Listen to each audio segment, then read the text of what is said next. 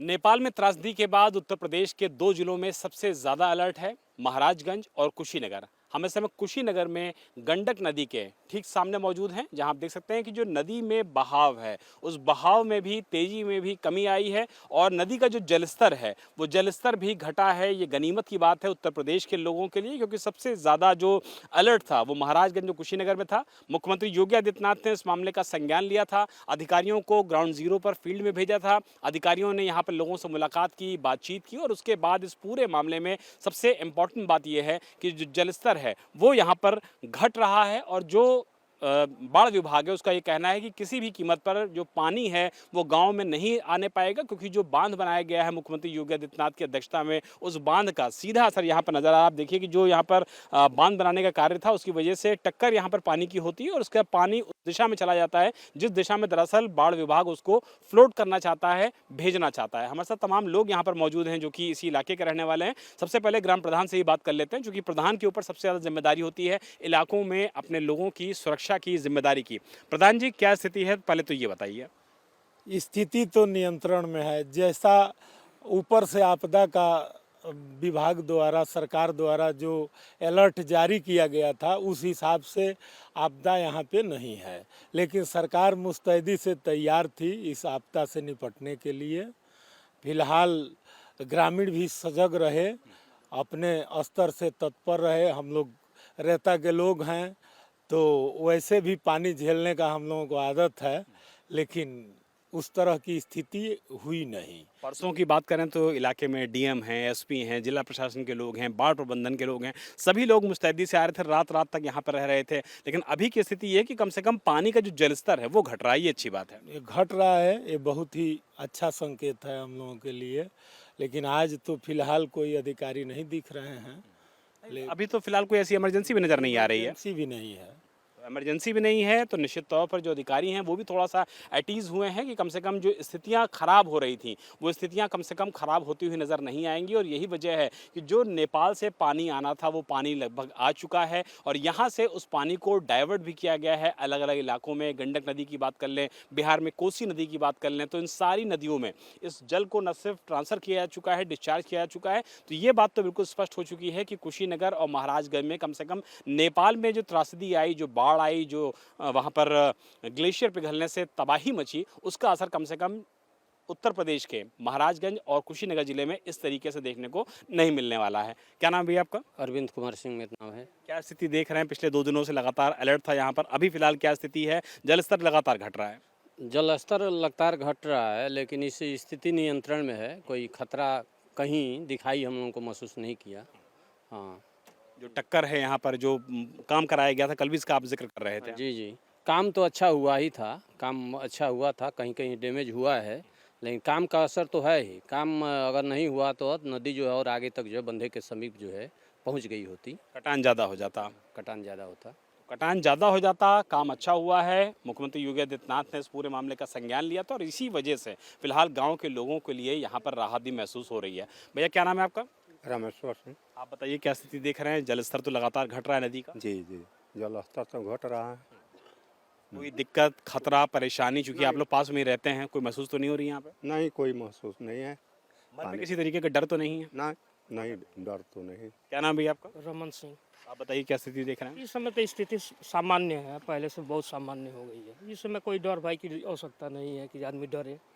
हाँ, बाढ़ का खतरा कम से कम नजर नहीं आ रहा है। नहीं आ रहा है इस बाढ़ का खतरा नजर नहीं आ रहा। प्रधान जी, आपसे आखिरी सवाल ले लेते हैं। जो बहुत सारी चीज़ों में ये देखा गया कि महाराजगंज जिलों में डेड बॉडी बहती हुई आई, नेपाल से काफ़ी सारी लकड़ियाँ इधर भी आ गई, कुछ पशु भी यहाँ पर आ गए। आप लोगों ने क्या जानकारी में चीज़ें आई, कुछ देखा या सुनी सुनाई बातें? सुनने में जो आया है कि एक हाथी का बच्चा जो है मरा हुआ जा रहा था और डेड बॉडी वगैरह जो भी रात में निकला हो पानी के साथ, और मछलियाँ काफ़ी आई हैं उधर से, नेपाल से।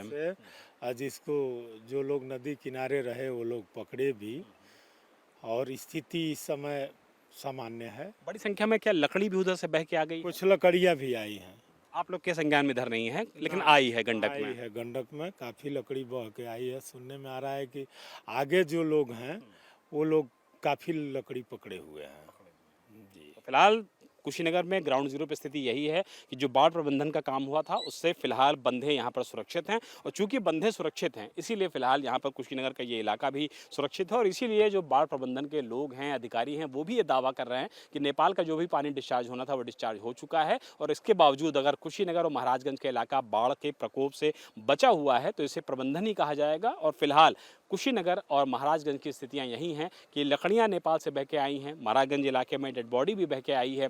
फिलहाल अभी उसकी पहचान नहीं की जा सकी है, लेकिन इस बात से इनकार नहीं किया जा सकता है कि जिस तरीके से प्रबंधन उत्तर प्रदेश के इन दो जिलों में हुआ है, नेपाल की तबाही का, त्रासदी का असर उत्तर प्रदेश के इन दो जिलों में फिलहाल नजर नहीं आ रहा है। कुशीनगर में गंडक नदी के ठीक किनारे पर हम मौजूद हैं, और यहाँ पर जो स्थितियाँ हैं, यहाँ पर जो बाढ़ प्रबंधन की तैयारी थी उसको देख के ये कहा जा सकता है कि फिलहाल यहाँ की जो स्थितियाँ हैं वो पूरी तरीके से कंट्रोल में नज़र आ रही हैं। जो 76 मीटर का डेंजर का निशान होता है उससे अभी भी 3 मीटर बह रही है गंडक नदी, जिसमें से सबसे ज़्यादा जो पानी है वो नेपाल की तरफ से आ रहा है। और जो विभाग के अधिकारी हैं उनका कहना है कि जो नेपाल का त्रासदी का पानी था वो पूरी तरीके से आ चुका है, कोई भी पानी आना फिलहाल शेष नहीं रह गया है। बावजूद इसके अगर अभी भी खतरे के निशान से 3 मीटर गंडक नदी बह रही है तो आप अंदाज़ा लगाइए कि कुशीनगर महाराजगंज के इलाके, जिसको कि काफ़ी ज़्यादा अलर्ट पर रखा गया था नेपाल की त्रासदी के बाद, वो फिलहाल सुरक्षित स्थिति में बताए जा रहे हैं। लेकिन इस बात से इनकार नहीं किया सकता है कि गंडक नदी में जो मलबा आ रहा है, जो कीचड़ आ रहा है, उसकी वजह से नदी का जो पानी का जो कलर है, जो रंग है, वो पूरी तरीके से मटमैला हो गया है। और इसकी वजह यह है कि जो मलबा और जो गंदगी, यूँ कहा जाए कि जो त्रासदी का था, वो निश्चित तौर पर नेपाल से नारायणी नदी के बहते हुए जब आता है तो गंडक में स्थितियां यही हो जाती हैं कि फिलहाल यहाँ की भी जो नदी का रंग है वो फिलहाल बदलता हुआ पूरी तरीके से नज़र आ रहा है। और ये फिलहाल जो रंग बदला है ये पिछले 48 घंटे में, यानी कि 2 दिनों में बदला हुआ है। आप लोग क्या देख रहे हैं भैया, रंग जो है नदी का बदला है? हाँ, मटमैला आ रहा है, लग रहा है कहीं बर्ड वर्ड कटान उटान हो रहा है, उसका ये रंग बदला है। और ये जो जलकुमियाँ हैं, जो खरपतवार हैं, वो बह रहा है इसमें। नेपाल से भी काफ़ी सारा बता रहे हैं कि लकड़ियां हैं, लोगों की डेड बॉडी वगैरह भी सुनने में आया है कि बाहर आई है। हाँ, बाहर आई है, लकड़ियाँ हैं, उधर पकड़े भी हैं कई लोग, देखा भी गया है। हाँ, उन्होंने देखा है उसको? हाँ, देखा है। उधर बंधे पे जाएंगे तो इकट्ठा किया गया है, किनारे आपको दिख जाएगा। आप बताइए भैया, क्या स्थिति देख रहे हैं? स्थिति तो अभी बहुत अच्छा है, लेकिन जो पानी पहले ऐसे नहीं आता था, मटमैला हो गया बहुत ज़्यादा। नहीं आता था, और ज़्यादा दूर तक ऐसी स्थिति नहीं है। उधर बहुत कंट्रोल है आगे की तरफ। तो जो प्रबंधन किया गया बाढ़ विभाग की तरफ से कम से कम ऐसा है कि लोगों के घरों में या इस बांध को तोड़ करके पानी आगे नहीं जा रहा है। नहीं नहीं नहीं, पानी तो घट रहा है अभी। लोग खेती करने के लिए जा पा रहे हैं कि नहीं अंदर? हमारे गांव से बहुत लोग जाते हैं, हम भी जाते हैं, तो अभी तो नहीं जा रहे हैं। आज रक्षाबंधन है तो त्यौहार की वजह से लेकिन आने जाने में कोई दिक्कत नहीं है। दिक्कत नहीं है सर। प्रशासन ने आप लोग को बोला है कि भाई ज़रूरी हो तो ही जाएं? हम तो बाबा के यहाँ गए थे, रातिये में आए हैं। उधर कुली बागां वहाँ के लोग थे तो चिल्ला रहे थे वहीं पे कि ऐसी स्थिति है, बाढ़ बहुत तेज़ी से आ रहा है। तो जल्दी जल्दी हम लोग वहाँ से आए, रात में आए हैं। अभी फिलहाल स्थिति आप लोग को ठीक दिख रही है? एकदम ठीक है सर। आप बताइए, जो नदी का रंग आपको नज़र आ रहा है मटमैला हो गया काफ़ी ज़्यादा, इससे पहले मटमैली दिखती थी? इस तरीके का मटमैला मिट्टी तो कभी आती ही नहीं थी। या इस साल जो है, जो कल परसों से मिट्टी आ रही है, तो लगता है कि कहीं ना कहीं से ये मलबा जो है ये आ रहा है। आपस में कीचड़ सने हुए मिट्टी जो है ये आ रहा है। इस तरीके से पानी नहीं आता था मेरे यहाँ, लेकिन अब फिलहाल मटमैला हुआ है। बहुत मटमैला मिट्टी आ रहा है। बहुत मटमैला मिट्टी आ रहा है, और पहले इस तरीके से पानी का रंग नहीं हुआ करता था। मेरे ठीक पीछे अगर आप देखेंगे तो आपको नज़र आएगा कि जो नावें हैं जिनको लेकर के लोग खेती करने के लिए जाते हैं वो भी कम से कम इस समय नहीं जा रहे हैं। लेकिन लोगों का कहना है कि जिस वक्त उनको खेती की ज़रूरत पड़ रही है, अपनी ज़रूरतों को पूरा करने के लिए, वो गंडक नदी के अंदर भी जा रहे हैं, क्योंकि काफ़ी सारी खेती जो है वो इसी गंडक नदी का जो पूरा प्रवाह होता है, बहाव होता है, उसमें भी समाई हुई है। लेकिन लोगों को खेती करनी है, अपने गन्ने को उगाना है, बाकी खेती भी करनी है, इसीलिए लोग फ़िलहाल अपनी जो जिम्मेदारी है उसको निभाने के लिए फ़िलहाल अंदर जा रहे हैं, खेती कर रहे हैं। लेकिन राहत की बात यही है कि अभी भी 3 मीटर नीचे बह रही है गंडक नदी, खतरे के निशान से नीचे, और इसीलिए फिलहाल जो लोग हैं वो फिलहाल इत्मीनान से हैं कुशीनगर और महाराजगंज के इलाकों में, लेकिन इससे इनकार नहीं किया सकता है कि जो रंग है गंडक नदी का वो काफ़ी मटमैला हुआ है। नेपाल में जो त्रासदी आई है, तबाही आई है, उसका जो मलबा है वो इसी नदी में आ रहा है साथ में। तो इसीलिए न सिर्फ रंग चेंज हुआ है बल्कि काफ़ी सारी लकड़ियाँ भी आई हैं और कुछ ह्यूमन डेड बॉडीज़ के बारे में भी चर्चा की जा रही है कि वो महाराजगंज जिले में आई है, लेकिन अभी उनकी फिलहाल पहचान नहीं हो पाई है। लेकिन अलर्ट अभी भी उत्तर प्रदेश में जारी है और इस अलर्ट का ही नतीजा है कि फिलहाल यहाँ पर स्थितियाँ खराब होने से पहले ही बचा ली गई हैं। कुशीनगर में गंडक नदी के ठीक बगल में हम मौजूद हैं और मेरे ठीक पीछे आप जो लकड़ियाँ देख रहे हैं, ये लकड़ियाँ दरअसल नेपाल में जो त्रासदी आई, जो तबाही आई, वहाँ से बहुत सारा मलबा बह करके इसी गंडक नदी के ज़रिए उत्तर प्रदेश की सीमा में, बिहार की सीमा में पहुँचा है। और ये लकड़ियाँ आप देख रहे हैं, ऐसी कुंटलों लकड़ियाँ उत्तर प्रदेश के अलग अलग इलाकों में, अलग अलग जनपदों में फ़िलहाल बह कर के आई हैं। आप देखिए कि ये लकड़ी जो है ये फ़िलहाल नेपाल से बह कर आई है, जिसको कि स्थानीय जो मछुआरे हैं, जो लोग हैं, खेती किसानी करने वाले लोग हैं, जब वो अपने नाव के अंदर ज़रिए अंदर गए उस पूरी नदी में, गंडक नदी में, तो फ़िलहाल इन लकड़ियों को वो अपने साथ लेकर के आए हैं। कैमरामैन को बोलूँगा कि थोड़ा करीब आएँ और दिखाएँ कि जो गीलापन है इस लकड़ियों में वो बहुत ज़्यादा है। इसको आप जब छुएँगे तो तुरंत आपके हाथ में मिट्टी लग जाएगी, यानी कि जो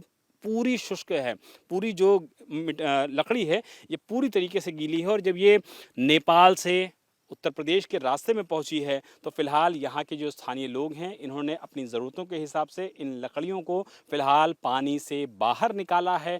तो ये कह सकते हैं कि जो ह्यूमन डेड बॉडीज़ हैं वो भी महाराजगंज तक पहुँची और कुशीनगर और महाराजगंज के इलाकों में ऐसी कुंटलों लकड़ियाँ बह करके पानी के ज़रिए बाहर आ रही हैं। स्थानीय लोग भी हमारे साथ मौजूद, उनसे बात कर लेते हैं।